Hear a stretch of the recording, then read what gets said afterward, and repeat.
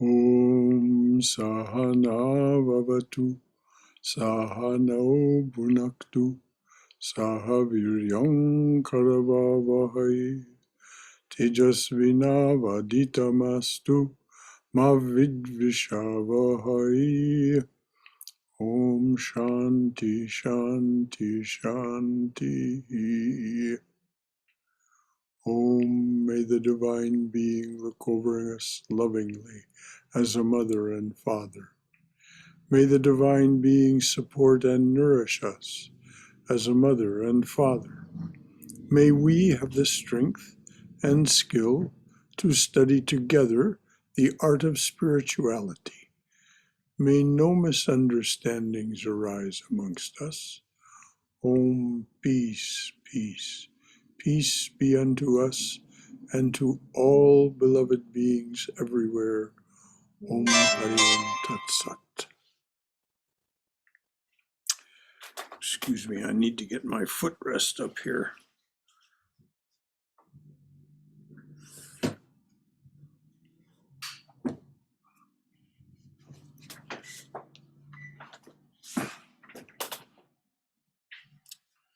So a great good evening to you. We are studying Swami Vivekananda's Jnana Yoga. We are reading and discussing his talk, The Real and the Apparent Man. We're well along in the talk. The Swami has gone through a lot of discussion of pros and cons from various points of view and various philosophies. And now he is talking about non-duality. The fact that the solution to all of these seeming paradoxes and difficulties in understanding what appears to us, he says, is non-duality. So I'll start reading here.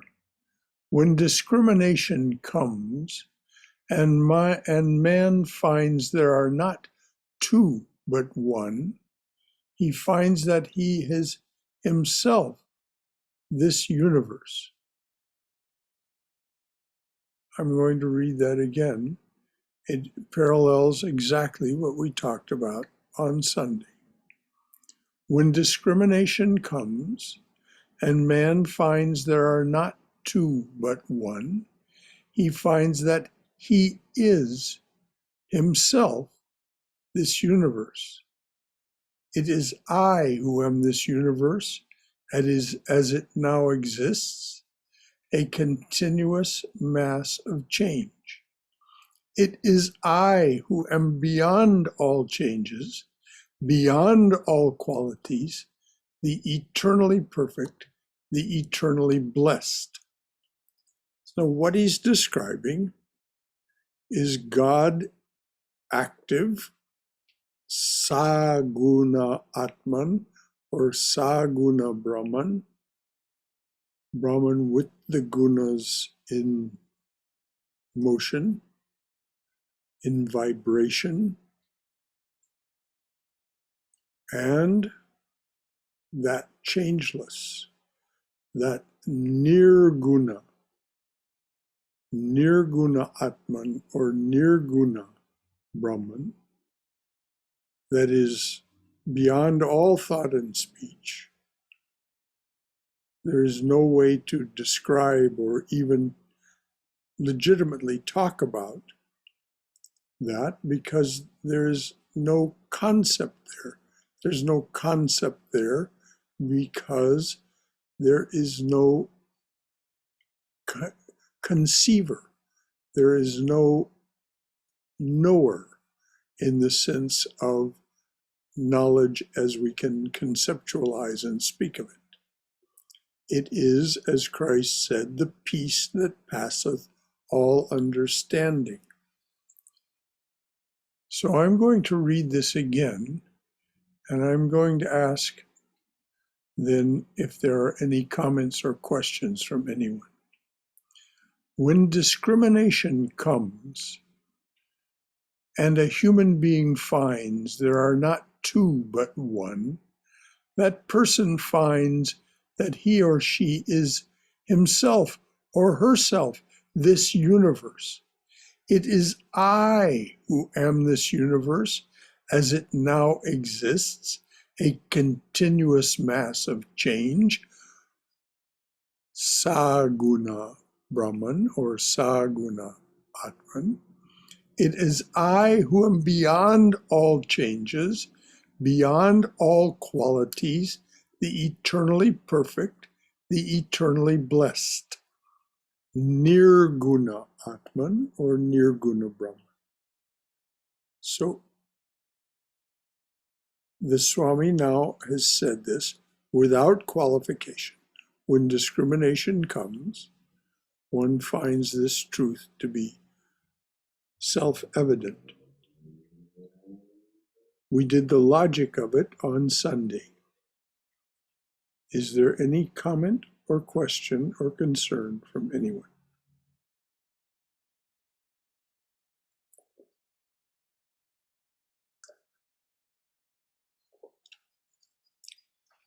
All right. If we're satisfied that we understand, wonderful. There is therefore but one Atman, one self, eternally pure, eternally perfect, unchangeable, unchanged, even though it appears in our universe of change, it itself never changes. It has never changed, and all these various changes in the universe are but appearances in that one self. Appearances. The apparent universe, the apparent human being. It all appears to us to be so, and we'll see what the Swami has to say about that.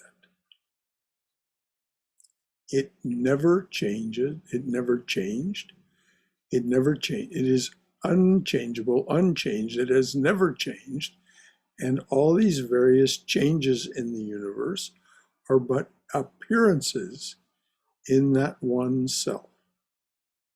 Upon it, name and form have painted all these dreams. Notice the characterization as dreams. We are, he says in another context, we are infinite dreamers, or the infinite dreamer, dreaming finite dreams. We do it somehow because we can. And then, in a sense, because we want to. That's the way Krishna describes it in the Gita.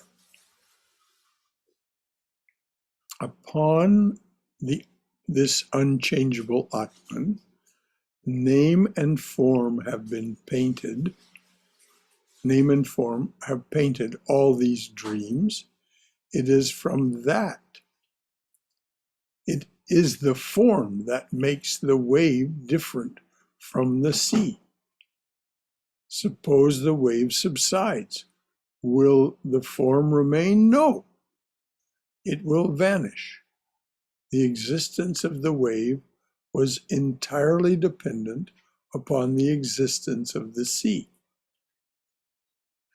So the appearance that we experience is strictly dependent on the fact that there is something behind that chooses to move, that chooses to move. Because it can, because it likes it.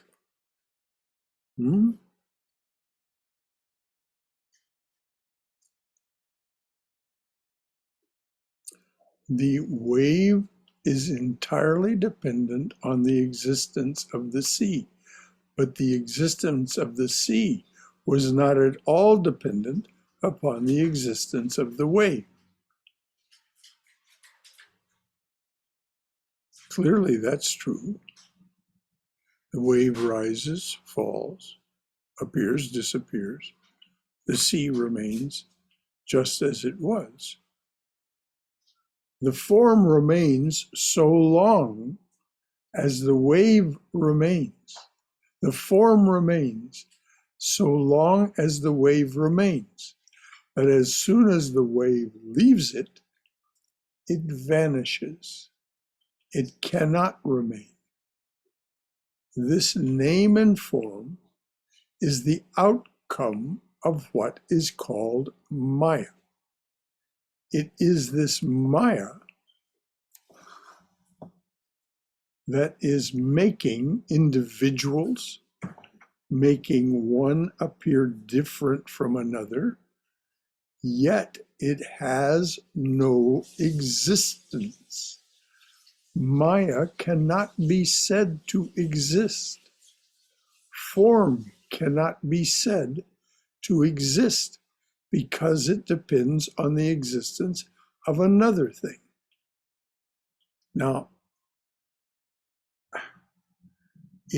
I'll finish what he's saying and then we'll stop and talk about this.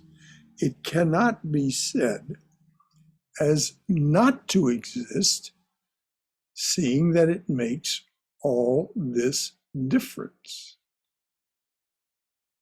According to the Advaita philosophy, then, this Maya, or ignorance, or name and form, or, as it has been called in Europe, the space, time, space, and causality, is out of this one infinite existence, showing us the manifoldness.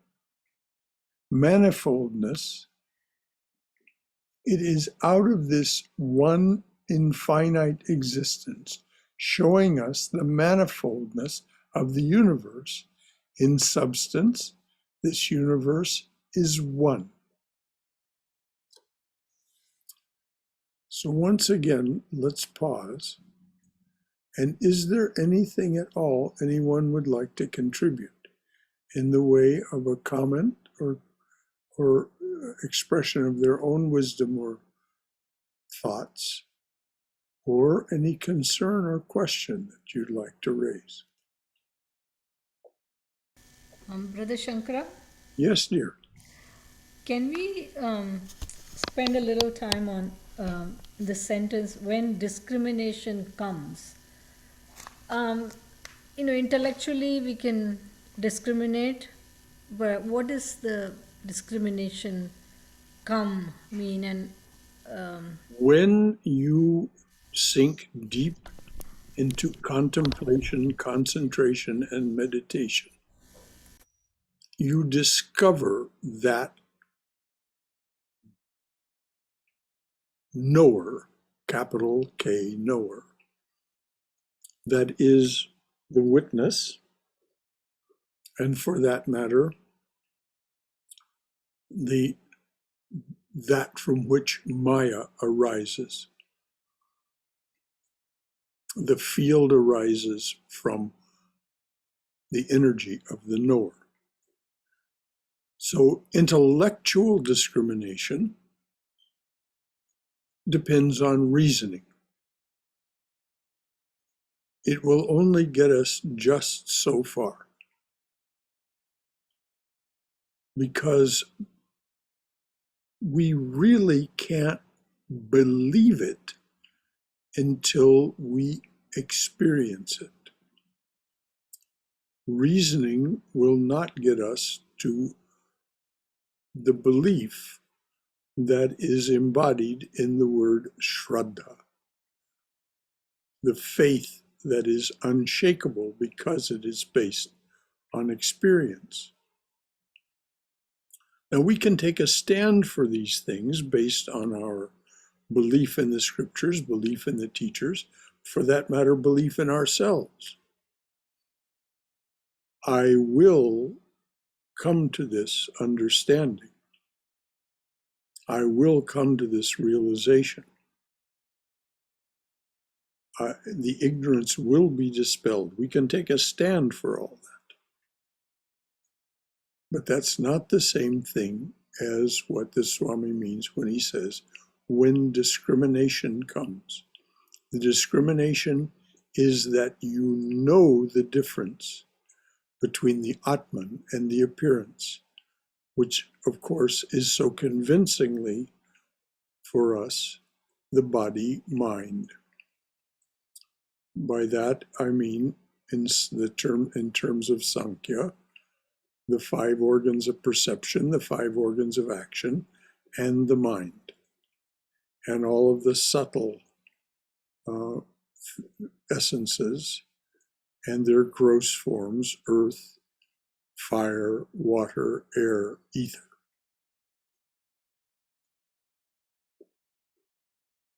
You know that you are not that. That's what this Swami means by discrimination. Any follow-up, Swaya? Yes, Brother Shankara. So, can one reach that in by doing deep japa meditation? Mm-hmm. Absolutely, dear. Deep japa meditation, the power of the mantra, the power of that which has been given to you, it contains the power to dispel ignorance. It does it by taking you below the level of the ignorance. First, you have this intuitive understanding of the power of the mantra, and you feel it. It's the Swami Prabhupada called it feeling the living presence that is contained within the mantra. And that living presence is there to unchain us. What does unchain us mean? Separate us from our karma. Our karma is what keeps us continually entranced, entangled, to unchain us and set us free. So yes, mantra meditation is what is recommended by the Swamis of the Ramakrishna order, and the reason for that is that it was what is recommended, what was passed down to them through apostolic succession from Sri Ramakrishna, Holy Mother, and Vivekananda, and for that matter, Raja Maharaj. Couple of more questions. One is, if the counting, whether it is on fingers or the beads, if that makes it difficult to concentrate, can we just do the japa without counting? And the second question is, I do sit down and try at least sit down and meditate once or twice a day, but throughout the day, whenever I remember, I keep saying the mantra. Will that then eventually add to the ability to concentrate? Yes, of course. And as far as the first question goes, that's a question for your guru. I can speak from my own experience and say this, that after a time,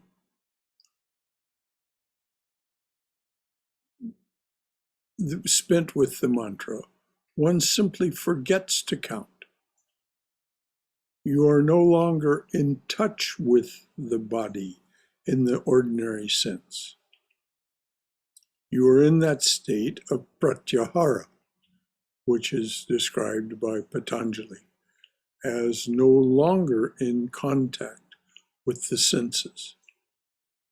The mantra continues. The mantra continues,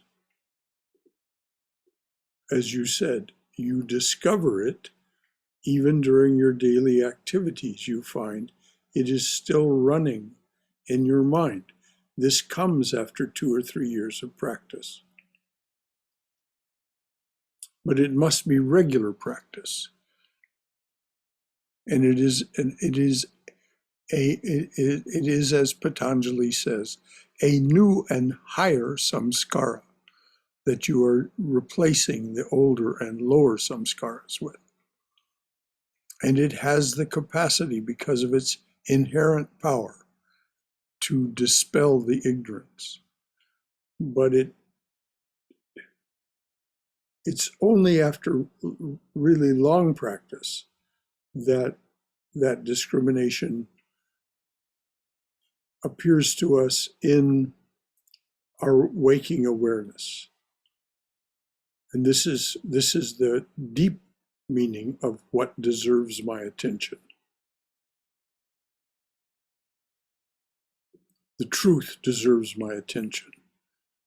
And so we have resort to the truth even when we're in our waking awareness state.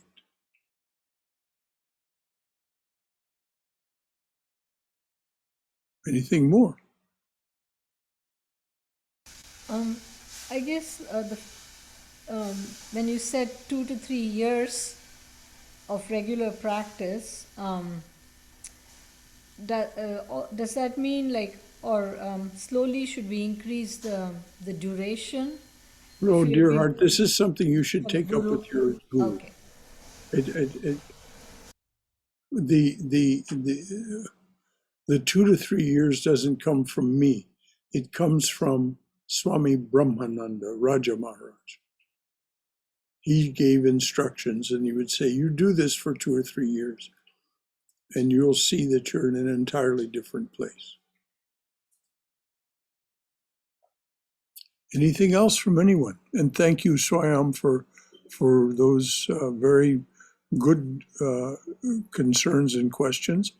And there are certain things, particularly the specifics of how to use the mantra, that should be taken up with Swami Sarvadevananda, either before he comes in May or when he comes in May.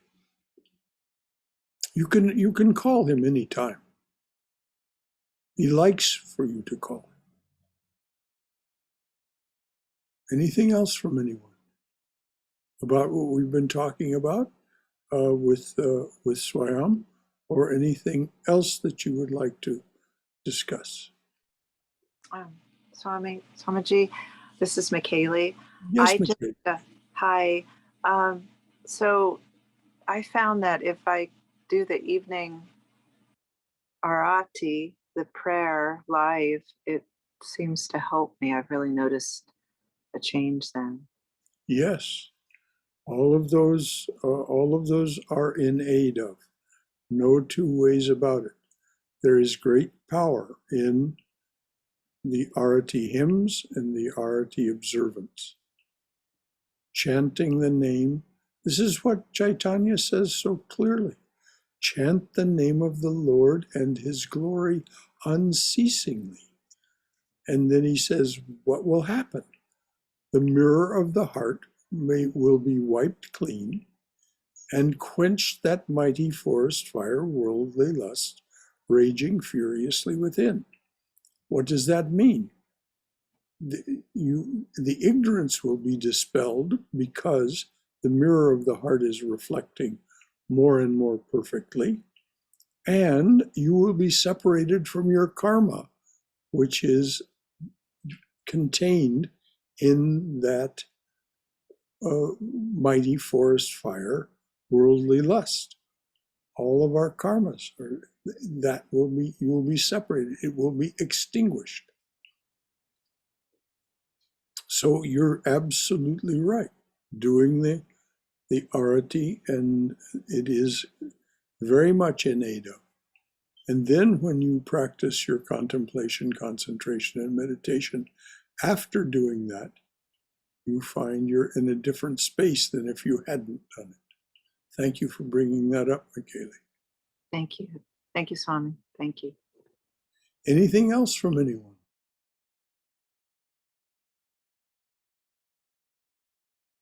All right, dears. Guruji, I'm Rupali here. Yes. Hello, everybody. I just was wondering if besides the mantra, is it other karma yoga is also a method. So walking, or I try to combine chanting with my walking, but I feel sometimes I'm more grounded when I walk. So can you go the slow way? Like I do the chanting, but it's very, it's not regular. Like you said, you need regular chanting. So is it possible to get the same effect if you don't do all the counting? It's like, I mean, Prabha. These particulars, as I say, dear, are something that should be taken up with your guru, the one who gave you the mantra. Can you combine your mantra meditation with karma yoga? Absolutely. Offer it all. Offer the walking, the chanting, every blink of your eyes, every sense impression, every thought, every feeling. Offer it all. This is karma yoga. This is what Krishna means by living sacramentally. Therefore, you are released from the effects of those actions. The effects go where they belong, to the knower and the producer of this field of action, this karma bhumi, as Swami Vivekananda called it earlier in this talk, this realm of action. So yes, you can combine, but the particulars of the use of the mantra, really, it's not for me to tell you anything different from what your guru has told you or will tell you if you speak with her or him. Now, I can tell you from my own experience, I do combine mantra meditation with walking. I'm not doing any counting at all. I'm simply, what happens is my steps fall into the rhythm of the mantra. And so after a while, I'm no longer really present to any thoughts that would otherwise, or certainly not continuously. You know, a thought will intrude, of course, and you just simply, as Christ said, you just let it pass by, be a passerby. But you get into that space of the mantra. There is great power in the mantras that we are given by our teachers, and they will dispel our, as Chaitanya says, they will dispel our ignorance, and they will dispel our sense of embodiment, our entanglement. Thank you for bringing that up. Thank you. Anything else from anyone? This is good. This is exactly what these classes are for. To process these things. We're doing the manana together. Okay.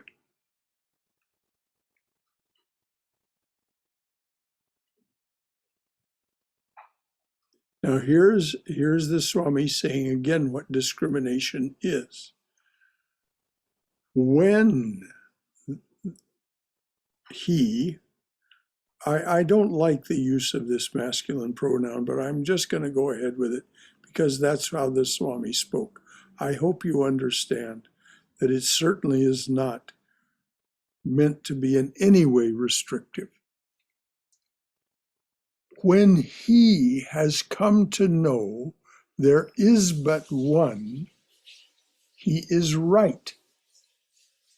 That is what is being moved to us, proved to us. That is what is being proved to us every day on the physical plane, on the mental plane, and also on the spiritual plane.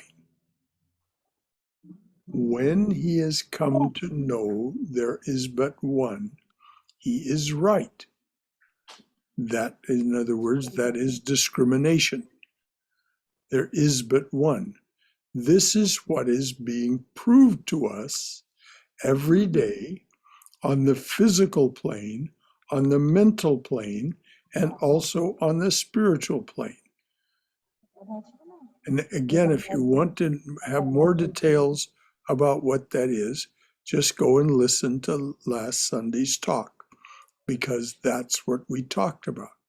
The fact that it on the physical plane, the mental plane, and on the spiritual plane, you discover that there is one, only one, that is doing.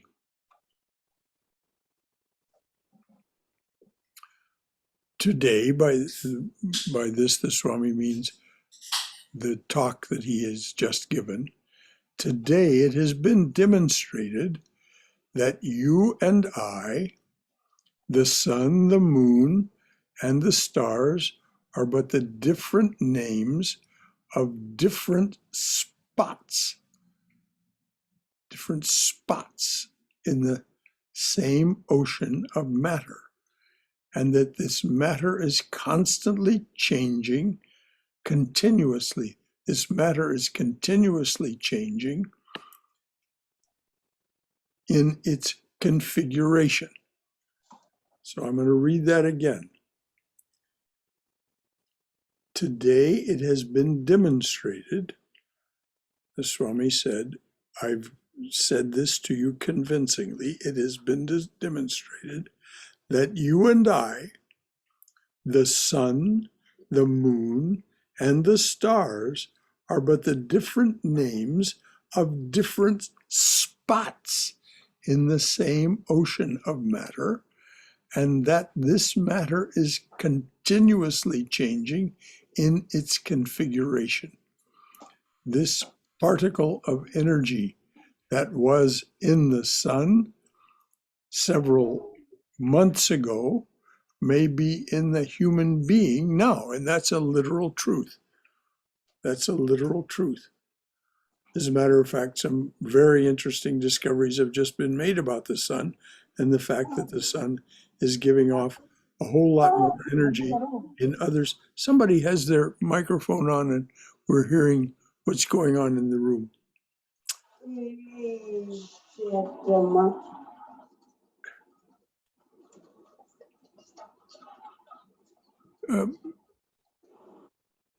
That's Amrapali's brother Shankara. You may want to address. Okay, there she is. She's muted. Okay, very good. Thus, this particle of energy that was in the sun several months ago, actually, it could be as little as 93 minutes ago, may be in the human being now. Tomorrow, it may be in an animal. The day after tomorrow, it may be in a plant. It is ever coming and going. It is all one unbroken, infinite mass of matter, only differentiated by names and forms, which is exactly what Einstein's equation means when he writes E equals mc squared.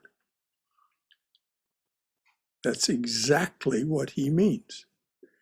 It is ever coming and going. That is, it is energy, then it is matter, then it is energy, then it is matter. It is ever coming and going. It is all one unbroken, infinite mass of matter, only differentiated by names and forms.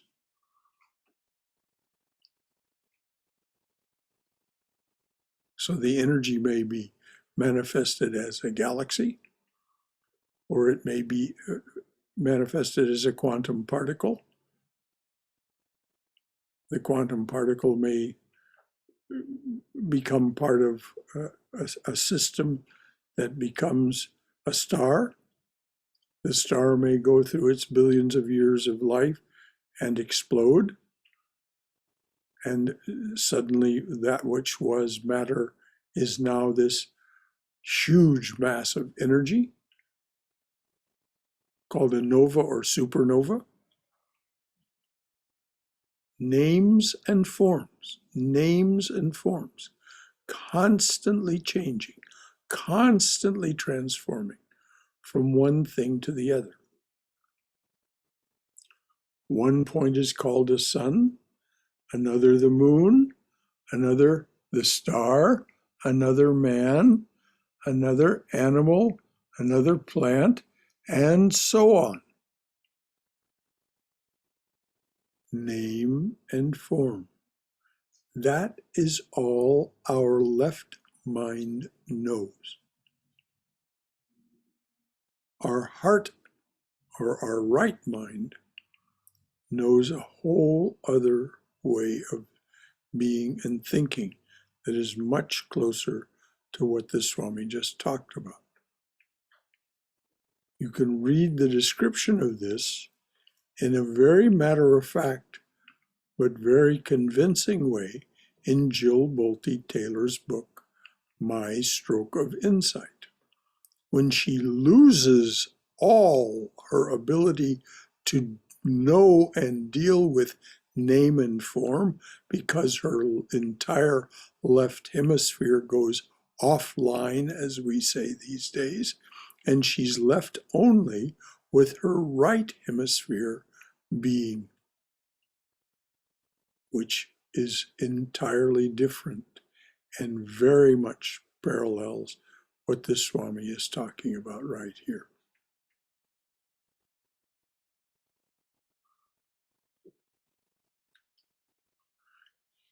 And all these names are fictitious.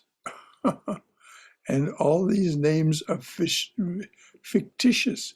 They have no reality because the whole is continuously changing. The whole is a continuously changing mass of matter. In other words, it's fictitious because it's temporary. This spacesuit, within a few years, is coming to its end. There's no two ways about it. Every indication is there. So no matter how much I might want to cling to this name and form, forget about it, as they say in Brooklyn. Forget about it. It just isn't going to happen. It's going to stop functioning. We call it death, but it isn't death at all. It's just that this particular garment is served its purpose.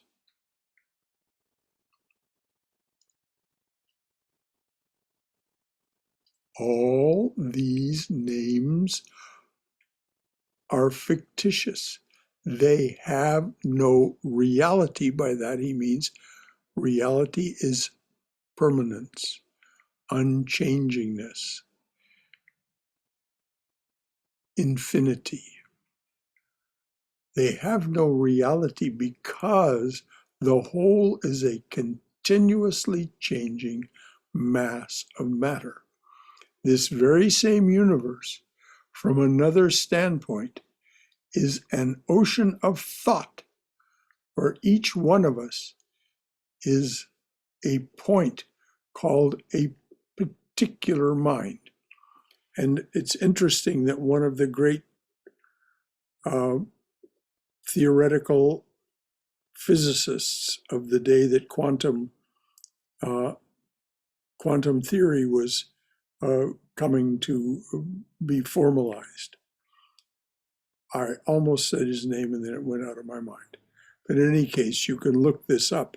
The quote is, "It's beginning to look like the universe is less of a machine." What he said was Newton's formulation of the universe as a machine. was mistaken. And it was becoming increasingly clear that the universe is a thought, not a machine. So whether that man ever read Swami Vivekananda is unlikely. But this very same universe, from another standpoint, is an ocean of thought, where each one of us is a point called a particular mind. This, by the way, was voiced, this very thought was voiced by Nisargadatta Maharaj. And he probably had read Vivekananda. But that's what he said. Don't think so much of yourself. In this vast ocean of consciousness, you're just a tiny little dot, like the point of a pencil touching a piece of paper, making a tiny mark. That's all. But you are also that. You are also that ocean behind.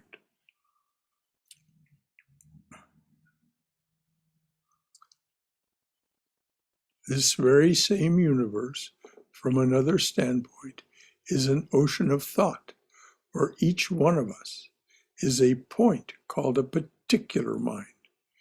You are a mind, I am a mind, everyone is a mind, and the very same universe, viewed from this standpoint of knowledge, when the eyes have been cleared of delusions, when the mind has become pure, appears to be the unbroken, absolute being, the ever pure, the unchangeable, the immortal. Now that's what comes with real discrimination, what the Swami just said.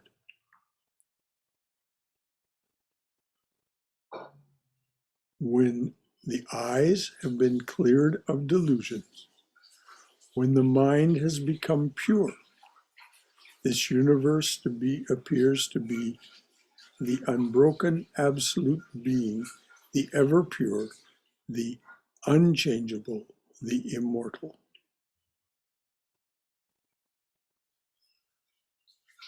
That is the highest discrimination. What then becomes of all this threefold eschatology, the dualist, that when a man dies, what then becomes of this threefold eschatology, the dualist, that when a man dies, he goes to heaven or goes to this or that sphere, and that the wicked persons become ghosts and become animals, and so forth. None comes and none goes, says the non-dualist. How can you come and go? You are infinite. Where is the place for you to go? In a certain school,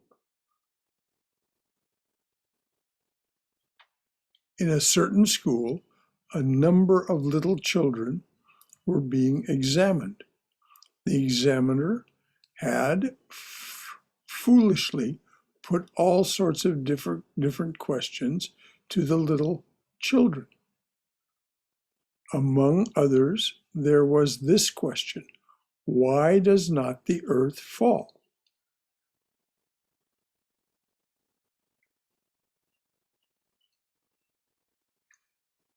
His intention was to bring out the idea of gravitation or some other intricate scientific truth from these children. Most of them could not even understand the question, and so they gave all sorts of wrong answers. But one little girl answered it with another question: where shall it fall? The very question of the very question of the examiner was nonsense on the face of it. Where shall it fall? There is no up or down in the universe. The idea is only relative. So it is with regard to this, so it is with regard to the soul. The very question of birth and death in regard to it is nonsense. Who goes and who comes? Where are you not? Where is the heaven that you are not in already? Omnipresent is the soul of man. Omnipresent, the Atman, is omnipresent. Where is it to go? Where is it not to go? It is everywhere. So all this childish dream and puerile illusion of birth and death, of heavens and higher heavens and lower worlds, all vanish immediately for the perfect. For the nearly perfect, it vanishes after showing them the several scenes up to the Brahmaloka. It continues for the ignorant.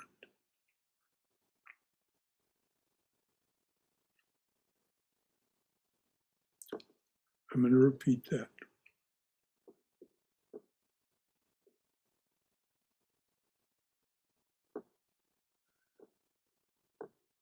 Omnipresent is the soul of man. Where is it to go? Where is it not to go? It is everywhere. So all this childish dream and puerile illusion of birth and death, of heavens and higher heavens and lower worlds, all vanish immediately for the perfect. For the nearly perfect, it vanishes after showing them the several scenes up to the Brahmaloka. It continues for the ignorant.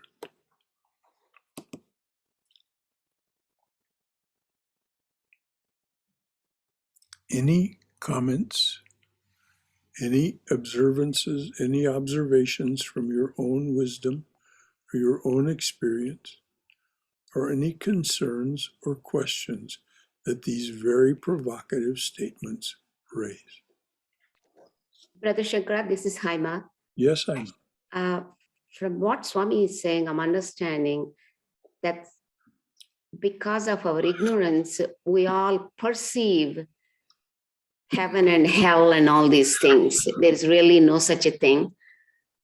Our perception, is it making it like that? It's everything is right in. Am I correct? Well, Because yes, of, yes, right? and no. Okay. Does this exist this moment? Are there apparently 9 of us here having this conversation, using this technology?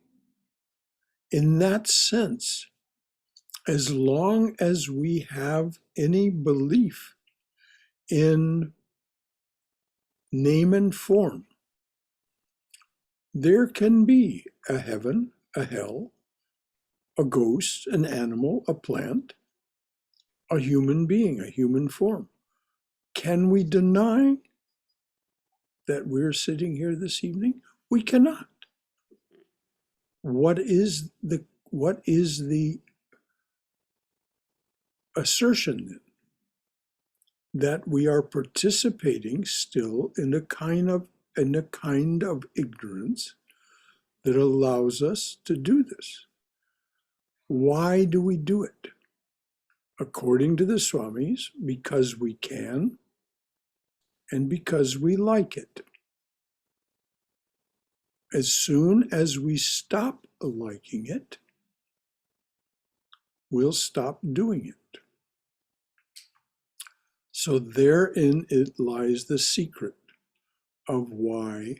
So this little poem, being, creating, doing, sharing, the joys of these is why we're here. When you're truly tired of this,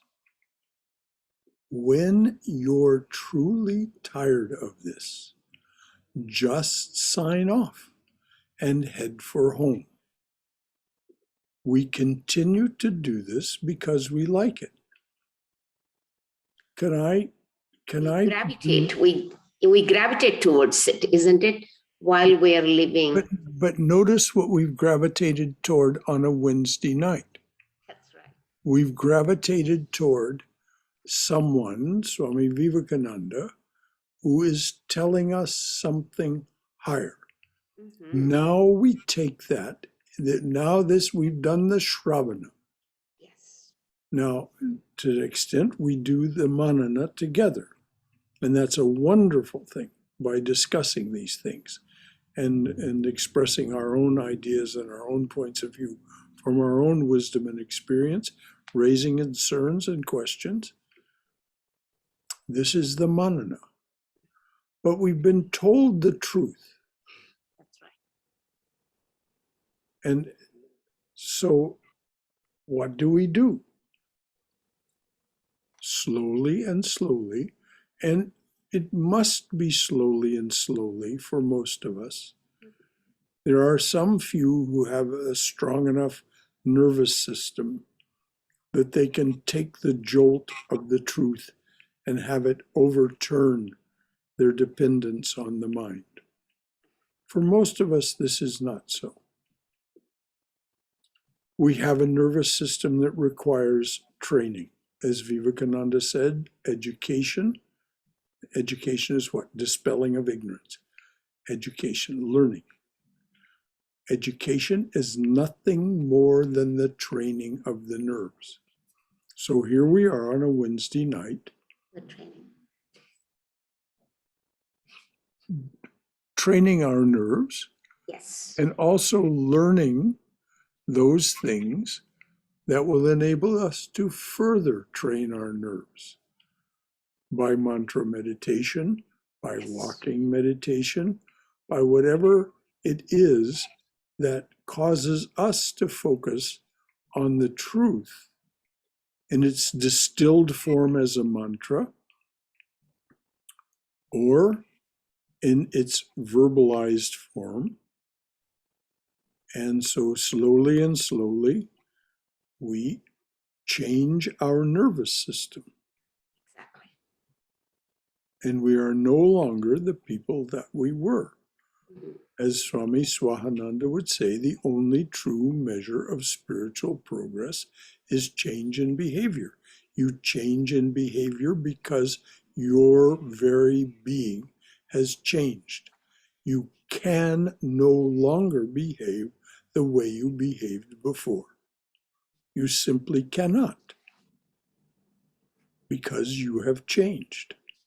Yes. Thank you, Brother Shankara. Exactly. Thank you, Haima. Anything else from anyone? Brother Shankara? Brother Shankara, Yes. Brother Shankara, I mean, like it's like the way you said yes and no. That's the way sometimes I feel, okay, we are omnipresent, and we are a dot in the universe. So my not being in the satsang, I'm still receiving it in a way that when the vibration of Vedanta center, of the people going higher, it affects us and all that stuff. But is not the same though when you sit down in the satsang itself. So the tangible does matter. I do keep getting confused about this, Sometimes it feels, okay, why only the mantra? Why only that way? I can just do it, just feel it, feel joy, feel just connect with the nature and do it that way, in a more feeling way rather than training my nervous system and going through the mantras But that out or is whatever. training your nervous system, dear. That when you concentrate on nature or any other aspect of reality that doesn't ordinarily hold your attention, you are training your nervous system. So yes, you can do it in different ways. But Yeah, well, it took me remember, much longer just to get to the satsang today. I have been training myself, like to wake up at 5 o'clock has been my so my training is going very slow. oh, good. But the thing is, so my question is that just saying that we are omnipresent, would it suffice not to do the satsang? I mean, definitely I feel more grounded and more. Dear heart, you do what makes you comfortable. You do what if when we're at the edge of our comfort zone, that's when we're learning. But if you feel that there's still a great deal more to learn within your comfort zone, only you can decide. There is no dogma here. There is absolutely no must, no should. There's only an invitation. The Swami has extended his hand in invitation to bypass all of these delusions and illusions and come face to face with the truth. Now, would he say for a moment that you must do this? He said in more than one way, in more than one place, I do not want to see you pushed or pulled anywhere, anyhow, in any way. So, as Sri Ramakrishna says, each and every bit of our spiritual awakening happens at exactly the right time. And only you and what he characterizes as the Divine Mother know what that right time is. So you ask for a penny for a kite, and your mother says no. And you ask again, and she says no. And you ask again, and she finally says, oh, all right. And she goes to the cash box, and as the master says, she turns the key in the lock with a click. Something happens. And then she throws you the penny for a kite. You're never going to get the penny for a kite if you just sit in the corner and think, I want a penny for a kite. You have to go to the mother and say, Mother, I want a penny for a kite. This is a story that the master tells. You have to press your case. Now, where does the urge to press that case come from? The Swami Vivekananda would say, it's coming from the Atman itself.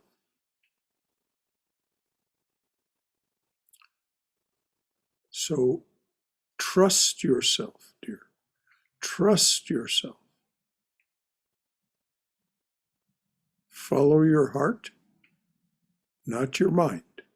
Follow your heart. And you, to thine own self be true. And it follows as the night the day, that thou canst not be false to anyone. So just be true to yourself. Is that a satisfactory answer? Yes, thank you so much. I mean, Yes. because that could, should, would, because discipline of doing the training also has its own constraints. So when you can combine that constraint into doing it more naturally, I mean, you answered everything. Yes. Well, thank you, dear. Now, Swam, I think you had something else also. Yes, Brother Shankara. I think I probably got my own answer, but I would like to pose the question anyway.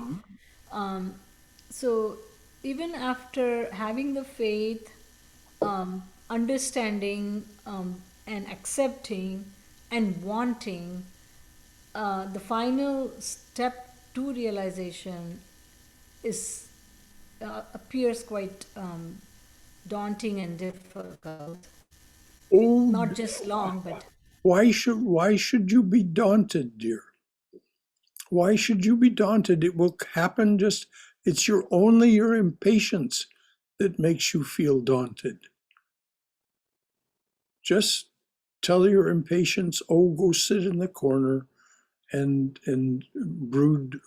I love you very much, this aspect of myself, but you're not in charge here, and so go sit in the corner and be quiet. There's no reason to feel daunted. It's that not is what. daunting. It's not daunting. It will, as the master says, happen at exactly the right time. And as long as you are making your very best effort to do what your guru told you to do, then everything will take care of itself. So does that imply that maybe I'm not wanting it strong? Why do you keep saying not, dear? Why do you keep saying not? What are you doing here tonight if you don't want it? So that not question again relates to daunting and impatience. Relax. As the master said, you've come to the mango grove, eat the mangoes. Now that's a very profound statement, and it deserves your taking it into contemplation, concentration, and for that matter, meditation. You've come to the mango grove, eat the mangoes. The master came to the mango grove to show us what a real mango is and the satisfaction of eating it. And, he says, for some people, the satisfaction of sharing it, as we're doing here tonight. None of us have taken our mango off into the corner by ourselves and eaten it and then wiped the corners of our mouth so that nobody would know we'd eaten the mangoes. That, by the way, also is not condemned by the master. He doesn't say that's a bad person. No. But here we are, 9 of us. Just 9 of us. Out of how many people in this country, in this world? Here are 9 of us who feel that this is a good way, an auspicious way to spend our time.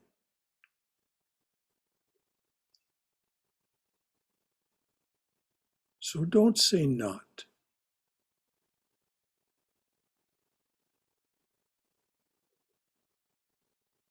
You are doing it, dear. And if you want to want it more, why does Chaitanya's prayer say, ah, how I long for the day when an instant separation from thee, O Govinda, will be as 1,000 years, when my heart burns away with its desire, and the world without thee is a heartless void. Prostrate at thy feet let me be, in unwavering devotion, neither imploring the embrace of thine arms, nor bewailing the withdrawal of thy presence, though it tears my soul asunder. O thou, who stealest the hearts of thy devotees, do with me what thou wilt, for thou art my heart's beloved. Thou art my heart's beloved. Thou art my heart's beloved, thou and thou alone. It's a beautiful prayer.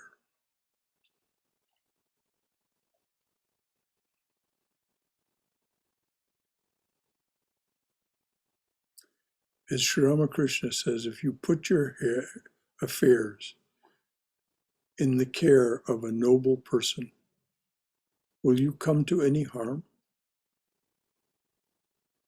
No.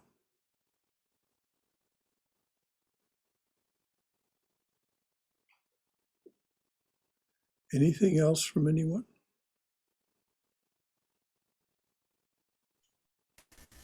Also, Brother Shankara, lately I feel that when I listen to these devotional shlokas or chanting, just close my eyes and I could listen. I feel like I could just listen, go on and on for all day.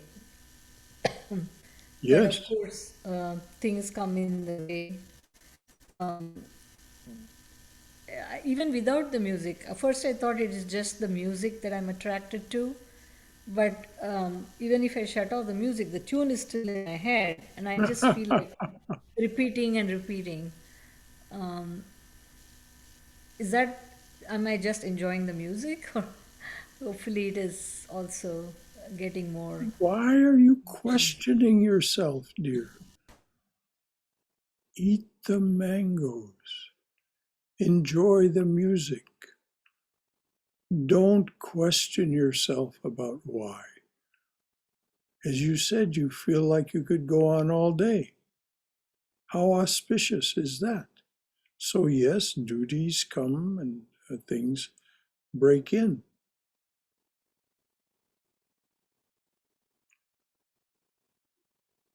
We are so trained to this sense of lack, this sense of we are not enough, we are not adequate, we're not doing enough. Why? Because we live in a society that is ruled by people who say, make me powerful and make me rich. You're not doing enough. And so it filters down, filters down, filters down, until no child left behind means no child allowed to be itself. No child allowed to be right brain dominant. No. You are enough. You are eternally pure and perfect. And that which argues with that is delusion.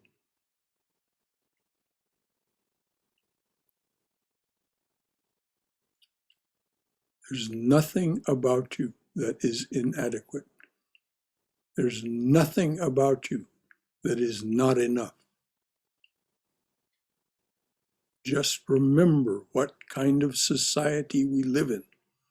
We live in a society ruled by asuras who tell us, be productive, consume, because your production and your consumption make them wealthy and powerful.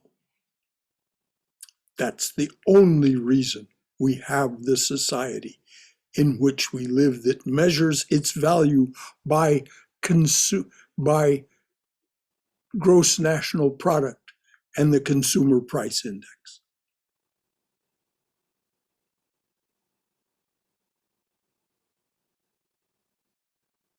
So don't be deceived. Don't be deceived. Do not be deceived.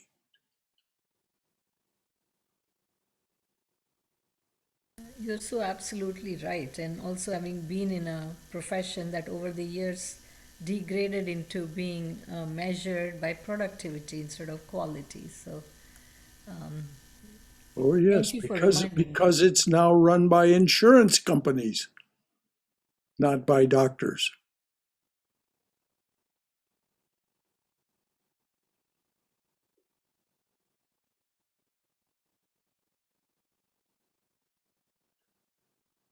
So yes, we must not allow ourselves to be deceived.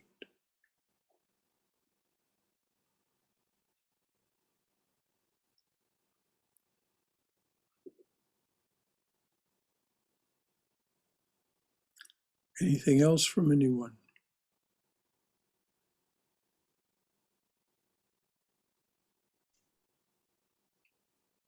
All right, dears. Hello there, Robert Ayers. I didn't realize you were with us. How you doing? I'm doing well, dear. And you? I'm not doing so well. Oh, I'm sorry, dear. Health issues? Yeah. Oh, I'm so sorry, dear. Well, Mm, may they go. yeah. I'm really sorry to hear that. Oh, we'll hold you in thought. Mm. Anything else from anyone before we sign off? Okay, dears. Om Asato Ma Satkamaya. Tamaso Ma Jyotirgamaya. Mrityor Ma Amrutangamaya. Abir Abir Moiti. O dearly beloved, lead us from the unreal to the real. Lead us from this realm of endless noise and relentless delusion to thine abode of silence, serenity, clarity, and peace. Lead us from darkness to light.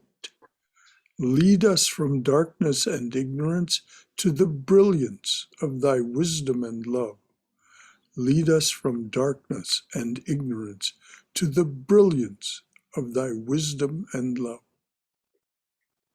Lead us from death to immortality.